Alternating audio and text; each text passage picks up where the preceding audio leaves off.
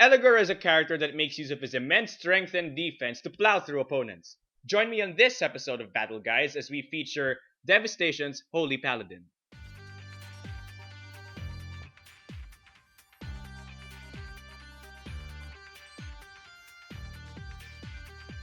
Eligor wants to stick to his opponents and trade with them. He uses his myriad of movement effects in addition to his stun guard to take damage and then deal it back with interest. However, Eligor needs to stick close to do any damage as he barely has any range. Also, to make use of many of his effects, you'll need to be a reactive player. As such, you'll have a hard time against slower opponents. The key to understanding any character is to look at their unique ability. Now let's look at Eligor's, the Sword of Vengeance. Eligor starts off a game with 2 Vengeance tokens and gains 1 for each point of damage he takes. He may then ante any number of these tokens in a single beat to gain Stun Guard 2 for each token he anteed. However, if he antes 5 in a single beat, he gains Stun Immunity instead. This ability complements Eligor's playstyle as many of his attacks are slow but powerful, which encourages a reactive player sort of play. As such, you'll always be going second if you want to make use of most of your effects. And your unique ability helps you with that by giving you Stun Guard and Stun Immunity. This dynamic works with Eligor as getting hit means taking damage, and taking damage means getting more tokens. Eligor has many movement effects like typical juggernauts. However, he does have other utility effects which can benefit him that most juggernauts do not have. However, these effects require precision and proper planning to use. As such, unlike most juggernauts, Eligor needs finesse in his play. He cannot wildly swing around. You have to plan your moves carefully. First off, we have Chained. This is a great way to stick close to your opponent, or rather have your opponent stick close to you.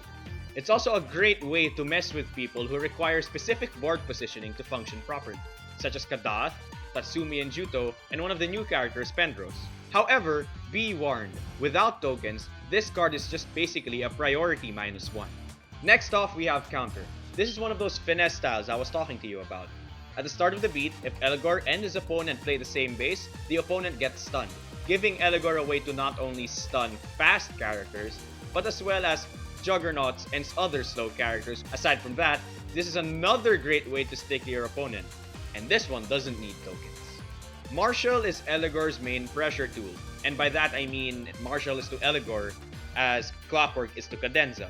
People are always afraid that you might play this style, but at the same time, when you play it right, it can actually benefit you a lot. Not to mention, it's Eligor's only card that gives him any range. This baby can net you up to +5 power in your attack. However, it doesn't have any defense on its own. As such, I suggest pairing it with Strike or Shot, or maybe pairing it with some Vengeance tokens. However, do be warned, anteing Vengeance tokens to this attack might not cause you to gain the full +5 power. And now we move on to one of my favorite styles, Retribution. Its Soak 2 allows you to mitigate damage while still gaining Vengeance tokens. However, that's not what makes this card so amazing. It's the fact that its before activating effect basically means that you will always hit your opponent as long as they hit you first.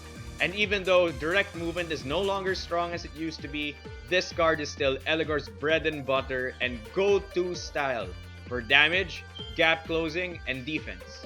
Last and not the least, we have Vengeful. Stun Guard, an advancing effect, and a cannot be moved effect all allow Eligor to close in on fast-hitting characters. And aside from that, it gives you tokens without having to take damage. And now we move on to his unique base, Aegis. It's called unique for a reason. Eligor is one of those characters with a 100% positive trade. And by that, I mean by playing Aegis, most of the time, Eligor will come out losing less life than his opponent does. Aside from that, Aegis can also give Eligor Soak, up to 5 depending on the number of Vengeance tokens he antes. Do note that Eligor gains Soak 1 for each Vengeance token that he antes. And this does not override the Stun Guard 2 that the Vengeance tokens usually give. As such, whenever you play Aegis and anti-Vengeance tokens in the same beat, you will gain Stun Guard 2 and Soak 1 for each Vengeance token that you ante. Remember my catchphrase? Remember how I say, don't forget your special action? Well, I mean it. Don't forget your special action. It is one of the most important cards in this game and oftentimes is a game changer. I've won many a game just by using this card. Now you can do three things with it: overdrive, cancel, or pulse. In Eligor's case, he has two overdrives like many of the Devastation characters do. He has Sweet Revenge and Sheet Lightning. Sweet Revenge is a melee counterattack overdrive finish that will most commonly be used against heavy hitters like Cadenza or Hikaru. It basically renders Eligor immune to death for one turn, and then depending on the amount of damage that he takes, he'll deal that much with interest back to his opponent. On the other hand, we have Sheet Lightning, which is basically a fast, long-ranged overdrive finish, which will most commonly be used against rangers like Kadath and Ryukyu to close in, then keep them there, hopefully to kill them the next beat. As you can see, I think Eligor should play his overdrive finish when using his special action, as there is rarely any case wherein Pulse and Cancel will be as good as using Sweet Revenge or Sheet Lightning. Now this is the part where I tell you all about some strategies that I've picked up using Eligor. As mentioned in the earlier video, Eligor makes use of the anti-bluff very well, and instead of trying to explain it, I'll just show it to you guys. For example, Eligor fights against one of his worst matchups, Hepzibah. And Eligor then decides to ante 2 Vengeance tokens, for example, to gain Stun Guard 4 to brunt Hepzibah's attack. However, Hepzibah doesn't want that, and so she counter-antes or ignores Stun Guard token. And basically, all of your Vengeance tokens don't matter anymore. However, the anti-phase hasn't ended, and Eligor can still ante. Because of his UA's clause, he can ante as many tokens as he has.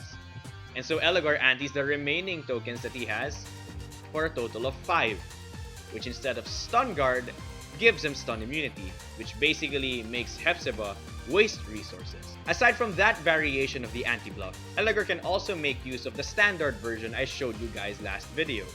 He can ante a Vengeance token to a fast attack like Grasp or Dash to telegraph to opponents that he might go slow this beat, even though he's not. As with most characters, you usually have to adapt your attack pairs to the current situation. However, many attacks just work in almost every situation. And here are Eligor's. Let's start with my favorite, Martial's Shot. Shot is a godsend for Martial, as its high range, low priority, and innate stun guard all cover Martial's innate weaknesses. However, that's still only stun guard 2, so you may have to ante a few Vengeance tokens to not get stunned. But if you play it right, this attack can deal 8 damage, so watch out. Now let's move on to Retribution Aegis. So if any of you like Soak, you'll like this attack, because it gives you 7 of it.